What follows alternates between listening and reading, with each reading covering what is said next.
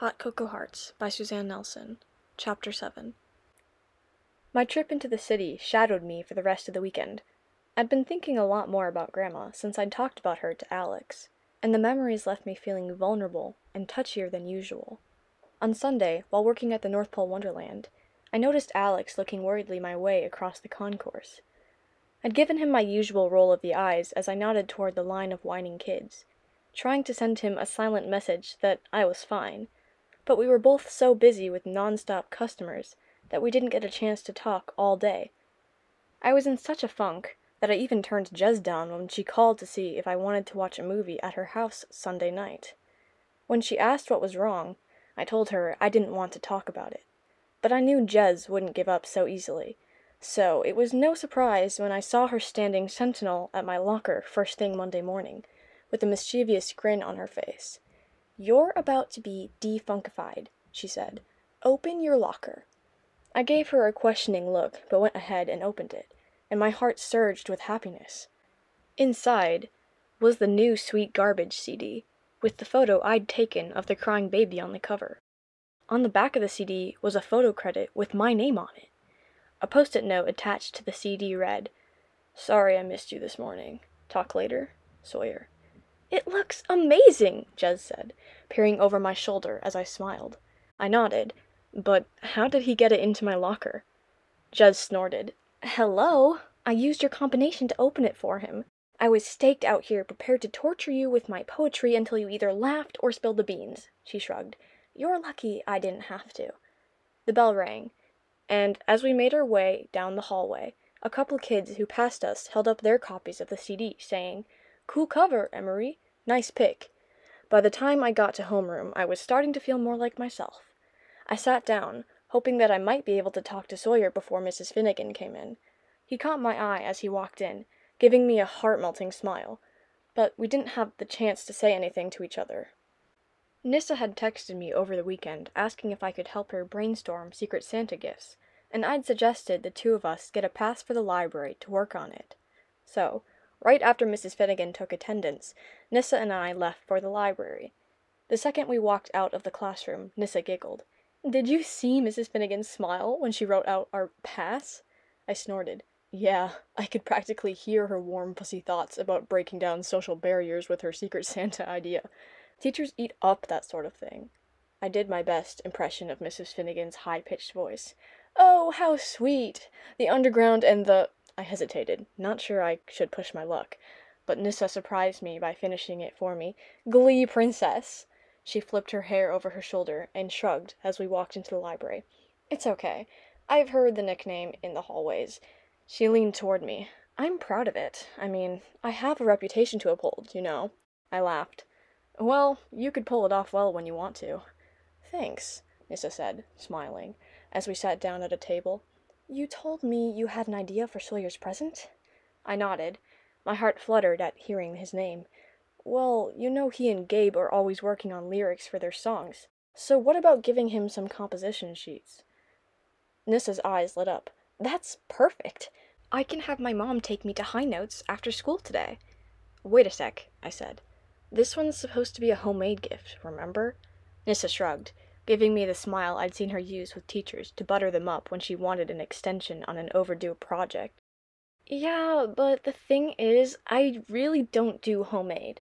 I slapped some blank sheets of paper down on the table. "You do today." She raised one slender eyebrow. "Whoa, I don't remember ordering any blunt with a side of bossy." She looked at me for one long minute, as if she expected her comment to scare me off. For most of the student body at Fairview, it probably would have worked. But I looked at her, undaunted, and shrugged. "Subtle's not part of my vocabulary."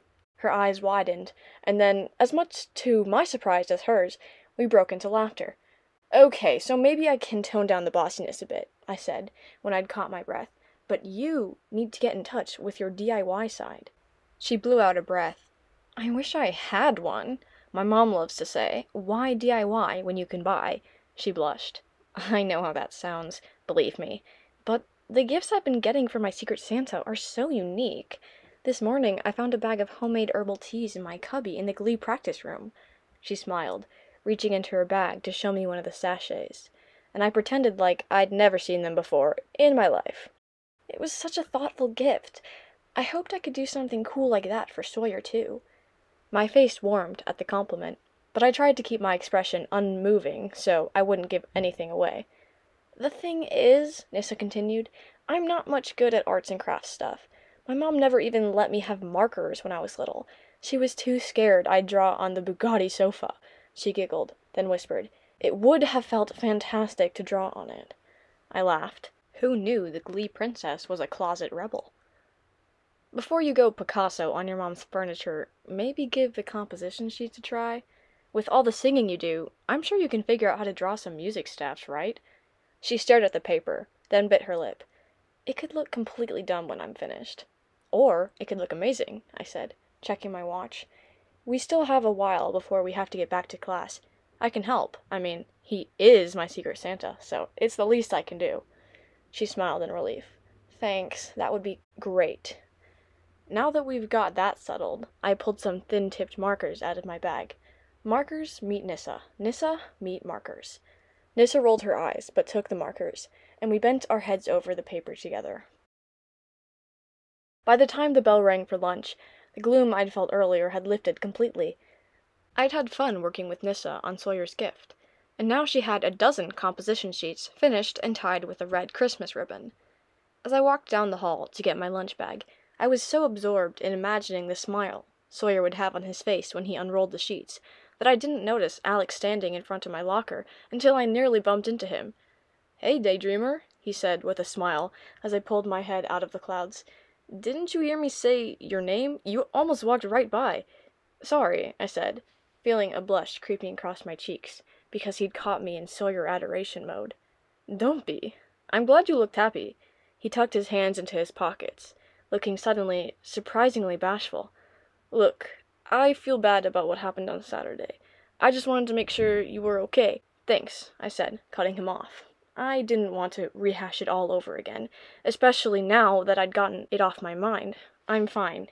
Really. He nodded, but his eyes stayed on mine as if he wasn't entirely convinced. "So we're good then?" he asked. "You haven't written me off as a complete pest?" I laughed. "I haven't written you off. The jury's still out on the pest part." "I knew it!" Relief swept across his face, and he elbowed me. "I told you! I have a habit of growing on people. You like me. Admit it." It was supposed to sound joking, I was sure, but there seemed to be an earnestness underneath his smile that made my heart unwittingly speed up. I swallowed, telling myself I imagined it. "Like who?" a familiar voice said at my shoulder. My heart somersaulted as I turned to see Sawyer watching me intently.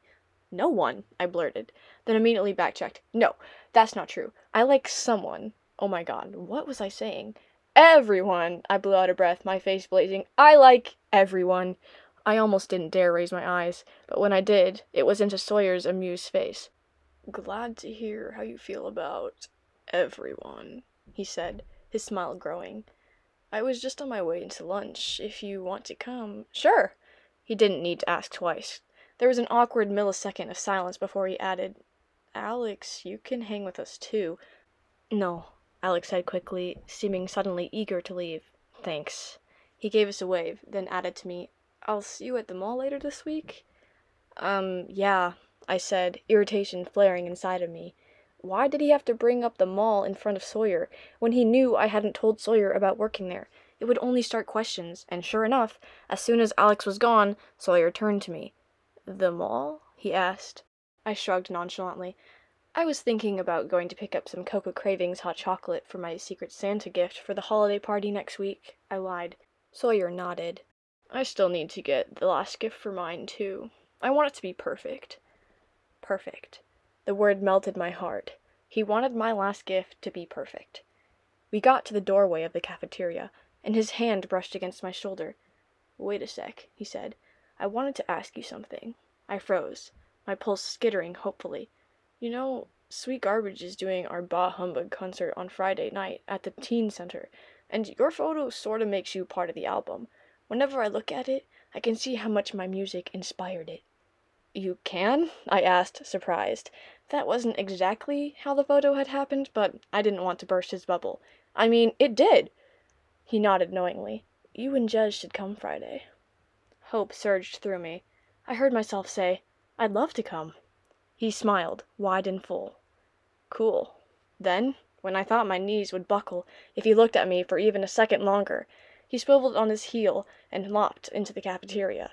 As I walked in beside him, I saw Jez, Gabe, and a few other undergrounds take notice. It could have been my imagination, but I thought I glimpsed understanding on their faces, as if they were accepting some new element into their midst.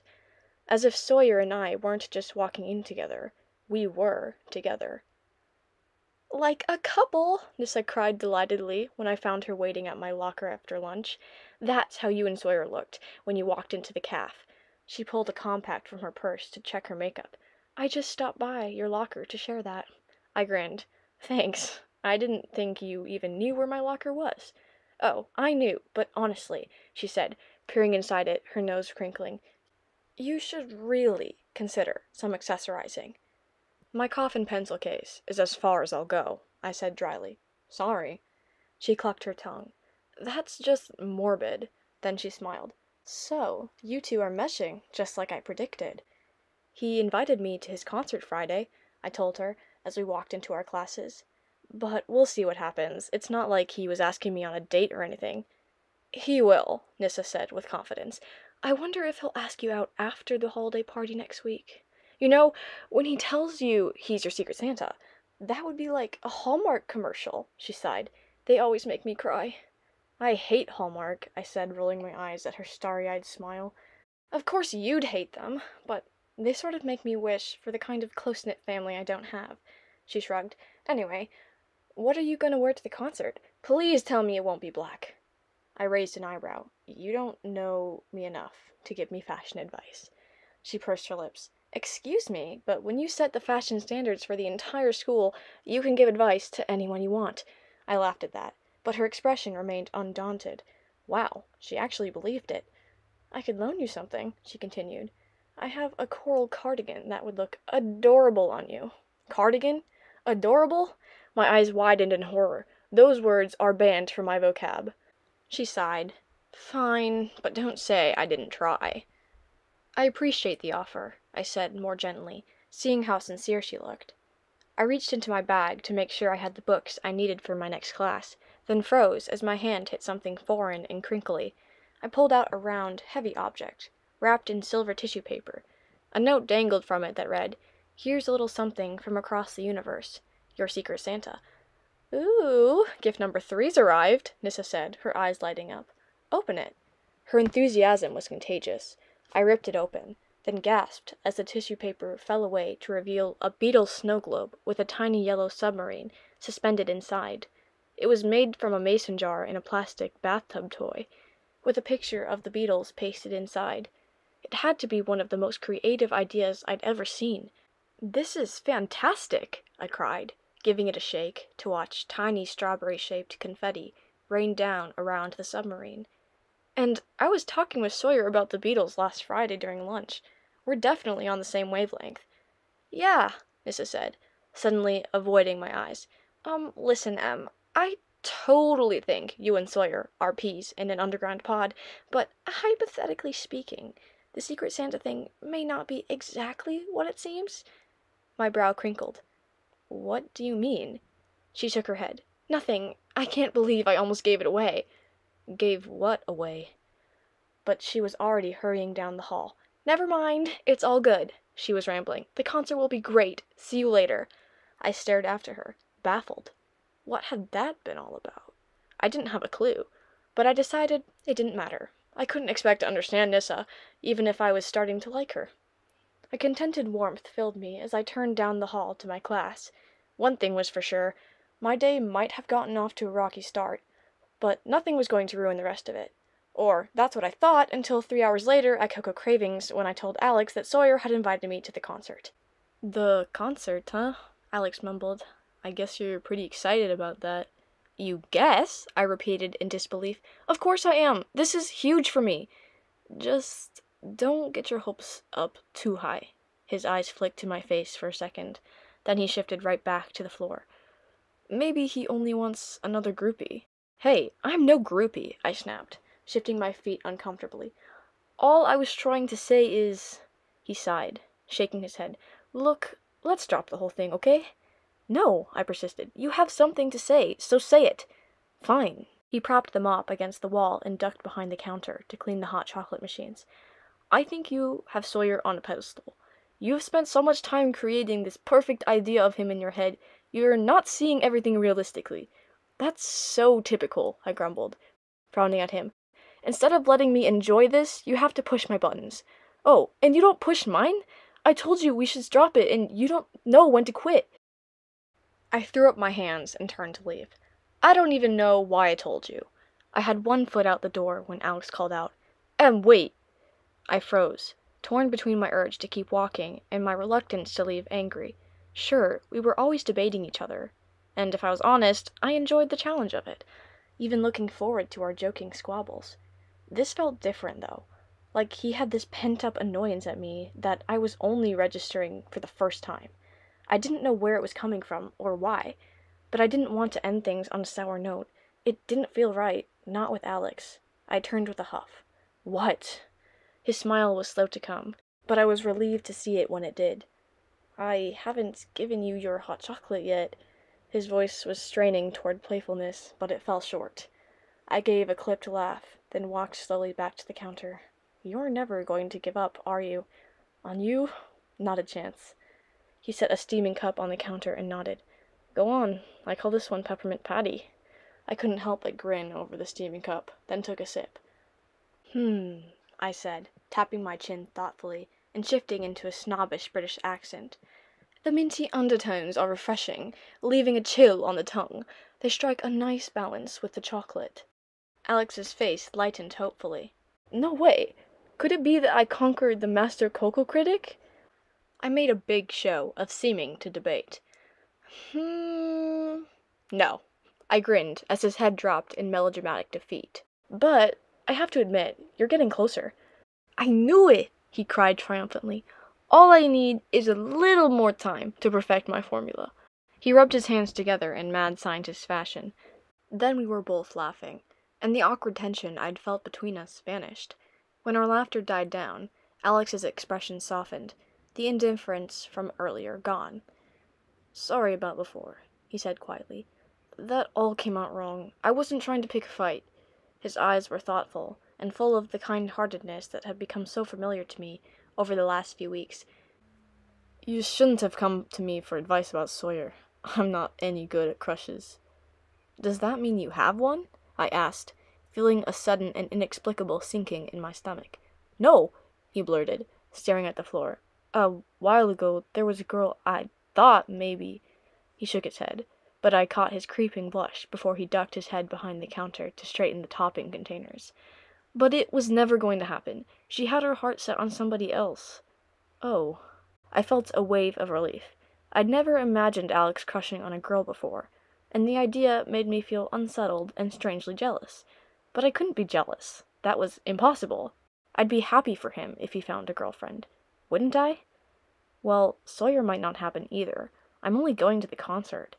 I tried to sound as casual as possible, but my heart raced at the thought. Alex nodded. "Anyway, there's something I've been meaning to tell you." "What's that?" He gestured at my elf costume. "Your outfit. It's missing something." "Really?" I said hopefully. "If my ears fell off, good riddance. I hope I never see them again." He shook his head. "No, something else." He pulled a container of whipped cream from behind his back and aimed it at me. "Snow!" Before I had time to react, he squirted the whipped cream toward my face. The can was nearly empty, which made the stream of white spray out in a volcanic spritz. I screeched, then leapt behind the counter and tackled him.